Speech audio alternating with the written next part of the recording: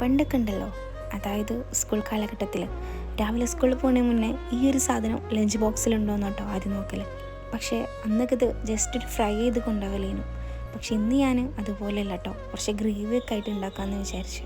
ആദ്യം തന്നെ ഒരു പാത്രത്തിൽ കുറച്ച് വെള്ളം എടുത്ത് തിളപ്പിച്ചിട്ട് അതിലേക്ക് സോയാ ചങ്ക്സും കുറച്ച് ഉപ്പിട്ട് ഒന്ന് പുഴുങ്ങിയെടുക്കുന്നുണ്ട് കേട്ടോ. അതിനുശേഷം സാധാ പോലെ ഉപ്പ്, മഞ്ഞൾപ്പൊടി, മുളക് പൊടി ഇട്ടിട്ട് ഒന്ന് കായം തേച്ചെടുക്കുന്നുണ്ട്.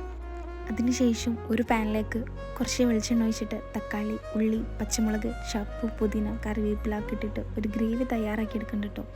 അതിൻ്റെ കൂടെ തന്നെ ഒരു പാനും കൂടി വെച്ചിട്ട് ഞാൻ സോയാ ചങ്ക്സും കൂടി ഫ്രൈ ചെയ്തെടുക്കുന്നുണ്ട് കേട്ടോ. ആദ്യമൊക്കെ ഇത് വെറുതെ ഒന്ന് ഫ്രൈ ചെയ്തെടുക്കലേനു, അതും ടിഫിൻ ബോക്സിൽ എന്നും കാണാൻ വേണ്ടീനു.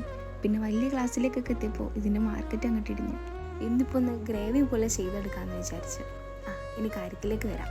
ഇനി ഈ ഗ്രേവിയിലേക്ക് നമുക്ക് കുറച്ച് മുളക് പൊടി, കുറച്ച് മഞ്ഞൾപ്പൊടി, കുറച്ച് ബിരിയാണി മസാലപ്പൊടി, അതുപോലെ കുറച്ച് ഉപ്പുപൊടി ഇട്ടിട്ട് ഒന്ന് മിക്സ് ചെയ്തെടുക്കാം. നല്ലോണം മിക്സ് ആയ ശേഷം നമുക്ക് വേവിച്ച് വെച്ച സോയാ ചങ്ക്സും ഇതിലേക്ക് ആഡ് ചെയ്യാം. ശേഷം ഒന്നുകൂടി നല്ലോണം മിക്സ് ചെയ്തെടുക്കാം. ഇപ്പം എന്താണെന്നറിയില്ല, പണ്ടത്തെ സോയാബീൻ്റെ ടേസ്റ്റൊന്നും ഇപ്പോൾ ഇല്ല കേട്ടോ. എന്നാലും ഈ ഒരു ഗ്രേവി എനിക്കിഷ്ടമായി. അപ്പോൾ ഇന്നത്തെ ചോറിൻ്റെ കൂടെ ഈ ഒരു ഗ്രേവി കൂടി ഇൻക്ലൂഡഡ് ആണ്.